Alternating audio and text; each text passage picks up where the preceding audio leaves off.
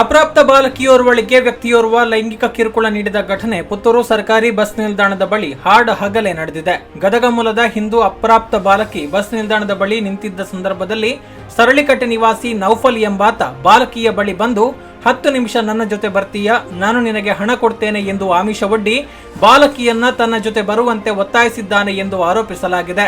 ಬಾಲಕಿ ಈ ವಿಚಾರವನ್ನ ತನ್ನ ಪೋಷಕರ ಬಳಿ ತಿಳಿಸಿದ ಹಿನ್ನೆಲೆಯಲ್ಲಿ ಪುತ್ತೂರು ನಗರ ಪೊಲೀಸ್ ಠಾಣೆಗೆ ದೂರು ನೀಡಿದ್ದಾರೆ. ದೂರಿನ ಹಿನ್ನೆಲೆಯಲ್ಲಿ ಬಸ್ ನಿಲ್ದಾಣಕ್ಕೆ ಆಗಮಿಸಿದ ಪೊಲೀಸರು ಆರೋಪಿ ನೌಫಲ್ನನ್ನ ವಶಕ್ಕೆ ಪಡೆದು ಠಾಣೆಗೆ ಕರೆದೊಯ್ದಿದ್ದಾರೆ. ಬಂಟ್ವಾಳ ತಾಲೂಕಿನ ಕನ್ಯಾನದ ದಲಿತ ಬಾಲಕಿ ಆತ್ಮಹತ್ಯೆ ಪ್ರಕರಣವು ತಣ್ಣಗಾಗುವ ಮೊದಲೇ ಇನ್ನೊಂದು ಪ್ರಕರಣ ನಡೆದಿರುವುದು ಹಿಂದೂ ಸಂಘಟನೆಗಳ ಕೆಂಗಣ್ಣಿಗೆ ಗುರಿಯಾಗಿದೆ.